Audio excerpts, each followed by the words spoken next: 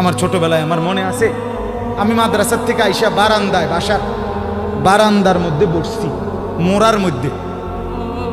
কুমিল্লা শহরে আমাদের বাসা ছিল।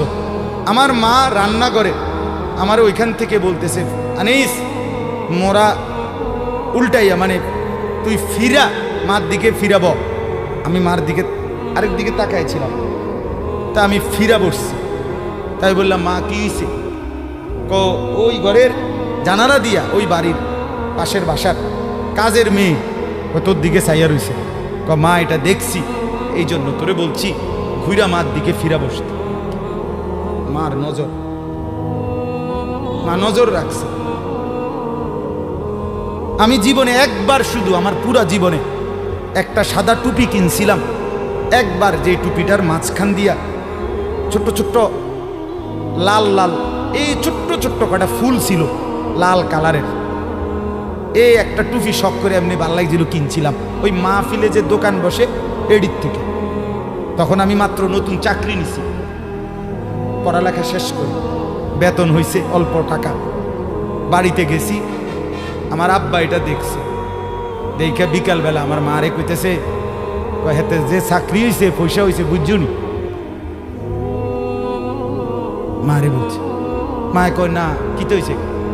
টুপি দেখছো না, টুপি দেখো না, রঙ্গিলা টুপি পিনছে, বুঝাই তো যায় ভূতের বেতন হয়েছে, চাকরি হয়েছে।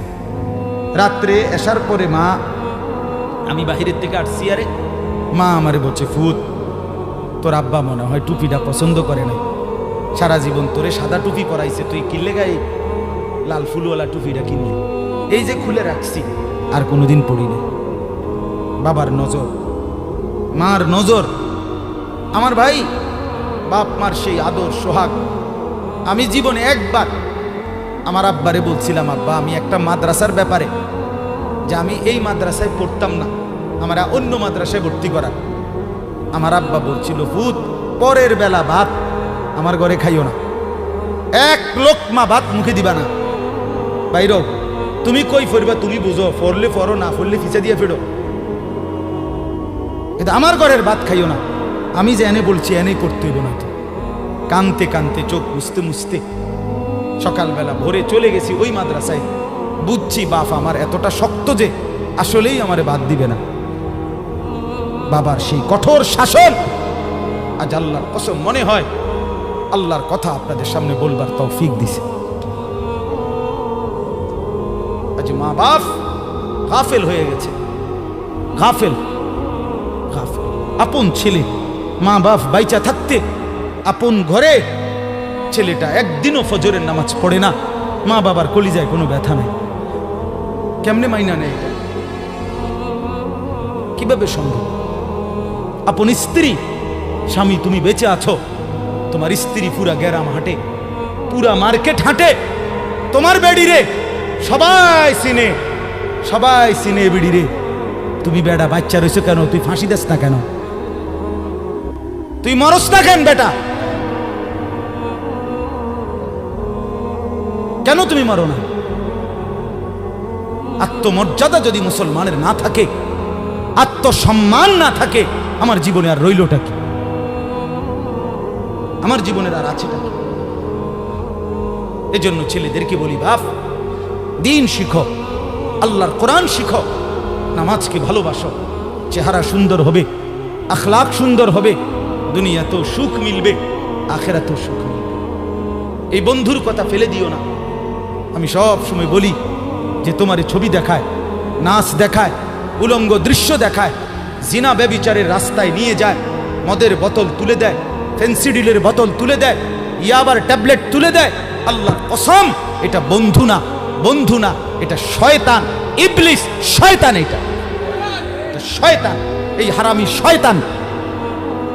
যেই মেয়ে তোমারে বিবাহ বহির্ভূত, যেই মেয়ের সাথে প্রেম করো, এই মেয়ে মেয়ে না, এটা সরাসরি ইবলিস, এটা শয়তান, এটা শয়তান, এটা তোমারে ভালো করবে না।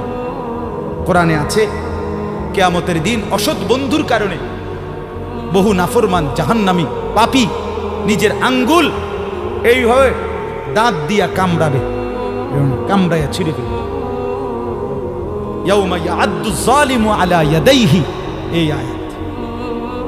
দাঁত কামড়াইয়া, আরে আঙ্গুল দাঁত দিয়া কামড়াইয়া ছিঁড়ে ফেলবে আর আফসোস করে বলবে, ইয়া লাইতানি লাম আত্তাখিজ ফুলানান খলিলা, হায় আমার মন্দ কপাল, যদি সেই অসভ্যকে বন্ধু না বানাইতাম। আল্লাহ নবী সাল্লাল্লাহু আলাইহি সাল্লামের চুল মুবারকের মতো চুল রাখবেন কোন দিন? নবী সাল্লাল্লাহু আলাইহি সাল্লামের মতো চেহারা বানাবেন কোন দিন? নবী সাল্লাল্লাহু আলাইহি সাল্লামের মতো পোশাক, সাহাবীদের মতো পোশাক পরবেন কোন দিন? নবী সাল্লাল্লাহু আলাইহি সাল্লাম যেভাবে ঘুমাতেন সেই ঘুমাবেন কোন দিন? নবী সাল্লাল্লাহু আলাইহি ওয়াসাল্লাম যেভাবে স্ত্রী ছেলে মেয়ের সাথে সংসার করতেন সেটা করবেন কোন দিন? নবী সাল্লাল্লাহু আলাইহি সাল্লাম 5 ওয়াক্ত নামাজ পড়তেন, সেটা শুরু করবেন কোন দিন?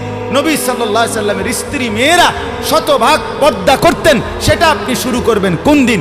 নবী সাল্লাল্লাহু আলাইহি সাল্লাম আজীবন হালাল খাইতেন, আপনি হালাল খাবেন কোন দিন? সুদ ছাড়বেন কোন দিন? ঘুষ ছাড়বেন কোন দিন? ওজনে কম দেওয়া ছাড়বেন কোন দিন? মিথ্যা বলা ছাড়বেন কোন দিন? নবী সাল্লাল্লাহু আলাইহি ওয়াসাল্লাম ভিন নারীর থেকে নিজেকে হেফাজত করতেন, আপনি নাচ দেখা, গান দেখা, সিনেমা দেখা, নর্তকী দেখা, নাটক দেখা, জিনা করা, ব্যভিচার করা, অসভ্যতা করা, এটা ছাড়বেন কোন দিন? বলেন আমারে। হ্যাঁ, নবীর ভালোবাসা মামুর বাড়ি, হ্যাঁ আপনারা নানার বাড়ি আর মামুর বাড়ি, আপনি ডুল্লা ডুল্লা কইবেন আর নবীর ইশক মোহব্বতে আপনি বাইসা যাইবেন।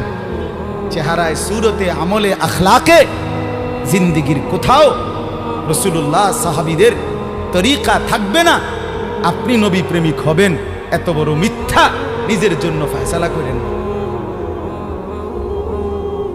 নিজের ব্যাপারে এত বড় ভুল করেন না বাপ, নিজের এত বড় ক্ষতি করেন। অনুরোধ আমার ছেলেদেরকেও বলি, বাপ এই যৌবন, এই বয়স আল্লাহ তাআলা ইবাদতের জন্য দিয়েছেন। কোরআনুল কারীমে আল্লাহ তাআলা বলেন, সুম্মা নুখরিজুকুম তিফলান, আমি মানুষের সন্তানকে প্রথম মায়ের পেট থেকে বাচ্চা আকারে বের করি। সুম্মা লিতাবলুগু আশুদ্দাকুম, অতঃপর তার দেহে আমি আল্লাহ শক্তি দিতে থাকি, দিতে দিতে যৌবনে শক্তি পরিপূর্ণ করে দেই। তাহলে আল্লাহ তাআলা যুবককে শক্তি পূর্ণ দিয়েছেন, আল্লাহর কসম, শুধুই আল্লাহ তাআলার বন্দেগীর জন্য। যুবক মানে যৌবনের এই শক্তি আল্লাহর দেওয়া, আল্লাহর দেওয়া। আপনারা ভাবেন তো, কারো যদি 1 ঘন্টায় বা 2 ঘন্টায় 6 বার 7 বার পেটে অসুখ হয়, পায়খানায় যায়, এরপরে তো শক্ত সামর্থ্য যুবকটা বিস্তার শুয়ে যায়, ঠিক কিনা বলেন? আপনি বলেন তো কেন বড়াই করছেন? আপনার কি হইছে? আপনার তো হাত খুললে গেছে, না পাও খুললে গেছে, না নাক ফুরিয়ে গেছে, কিচ্ছু তো হয় নাই। পায়খানা না বাইরিছে, দুর্গন্ধযুক্ত পায়খানা পেটের থেকে বাইরিছে। তুই বেটা এত দুর্বল, সামান্য পায়খানাই তোমার শরীর থেকে একটু বেশি বাইরিয়ে গেলে তুমি হুত্যা লাও, তুমি নি মাতবুরি দেখাও। এই অপদার্থ, তুমি অহংকার করো কেমনে? কথা বলেন, আমি বড়াই দেখাই কেমনে যে আমি সামান্য পায়খানা, এটার কাছে আমি এত দুর্বল? আমার কি বড়াই করা সাজে? তাহলে আমাদের প্রতি সেকেন্ডের সুস্থতা, আমাদের শক্তি সবল, এটা তো আল্লাহর দান। কার দেওয়া বলেন না? আল্লাহর দান। আল্লাহর দেওয়া সেই শক্তি, আল্লাহর দেওয়া সেই বল, আল্লাহর দেওয়া সেই সাহস, আল্লাহর দেওয়া সেই যৌবন, আমার ভাই কেন না ফরমানের মধ্যে ব্যয় করে? কেন? আমি একটা ছোট্ট উদাহরণ দিই, এই কোরবানি সম্পর্কিত উদাহরণ, একটু মনোযোগ দিয়ে শুনেন। ওই যে যেখান থেকে কোরবানি শুরু, আদম আলাইহিস সালামের 2 ছেলে হাবিল কাবিল, জানেন না আপনারা? আমি পুরো ঘটনা বলতেছি না। তো আল্লাহ তাআলা 2 জনকে বলছে কোরবানি দিতে, এই প্রথম কোরবানি। ওয়ালিকুল্লি উম্মাতিন জাআলনা মানসাকান, এই সূরা হজ্জের মধ্যে আছে। আল্লাহ তাআলা বলেন, আমি প্রত্যেক জাতির জন্য কোরবানির হুকুম নির্ধারণ করেছি, একেবারে প্রথম থেকে, আদম আলাইহিস সালামের জামানা থেকে। তো আল্লাহ তাআলা বলেন, ওয়াতলু আলাইহিম নাবা আবনাই আদম বিল হক, হে নবী, আদমের 2 সন্তানের কোরবানির ঘটনাটা আপনি সঠিকভাবে আমার বান্দাদেরকে শুনান। কোরআনে আছে। তো এই আদমের দুই ছেলে হাবিল কাবিল ইজ কাররাবা কুরবানান, আল্লাহ বলেন তারা দুই ভাই যখন কোরবানি দিলেন, ফাতুকুব্বিলা মিন আহাদিহিমা, একজনের কোরবানি কবুল হলো, আলাম ইউতাকাব্বাল মিনাল আখার, আরেকজনের কোরবানি কবুল হলো না। ক্বালা লা আকতুলান্নাক, এই কথাটা খেয়াল করেন, কথাটা শুনেন। যে ভাইয়ের কোরবানি কবুল হয় নাই তার নাম হলো কাবিল, আর যার কোরবানি কবুল হয়েছে তার নাম কি? হাবিল। তো এই কাবিল যার কোরবানি কবুল হয় নাই, সে তার ভাই হাবিলকে বলল লা আকতুলান্নাকা, আমি তোকে মেরেই ফেলব। নাউযুবিল্লাহ, এই কথাটা একটু খেয়াল করেন। কাবিল বলল আমি তোকে মেরেই ফেলব, হাবিলকে বলছে আমি তোকে মেরালাম। মানে কি? মানে হইল আমি যেই নারীর প্রতি আসক্ত, নারীর লোভ, আমি তোকে মেরে ফেলবো প্রয়োজনে, এরপরও আমি যাকে চাচ্ছি আমি তাকেই বিয়ে করব। মূল কথা হইল এইটাই, নারীর লোভ কাবিলকে এ কথা বলায় ফেলছে, আমি তোকে মেরে ফেলবো, বিয়ে আমি করবই, আমি এই নারীকেই বিয়ে করব। অথচ এই নারীকে বিয়ে না করতে নিষেধ করছে এক নম্বরে সরাসরি আল্লাহ, কারণ এটা আল্লাহর হুকুম। বিয়ের যেই পদ্ধতিটা আল্লাহ বলছে, কাবিল তার উল্টাটা করছে, চাচ্ছে, তাহলে এটা প্রথম কার হুকুম? দুই নাম্বার, আদম আলাইহিস সালাম উনি একজন নবী কিনা, তাহলে এটা নবীরও হুকুম। তিন নাম্বার, আদম আলাইহিস সালাম এই কাবিলের বাপ কিনা, এটা বাবারও হুকুম। চার নাম্বার, কোরবানি করো দোনোজনে, যারটা কবুল হবে তার সে বিয়ে করবে, এটা হলো আল্লাহর বিধান, মানে শরীয়ত।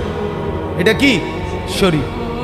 এই কাবিল এই নাফরমান নারীর লোভে সে বলল আমি আল্লাহর হুকুমও মানি না, আমি নবীর হুকুমও মানি না, আমি বাপের কথাও মানি না, আমি শরীয়তও মানি না, আমি এরই বিয়ে।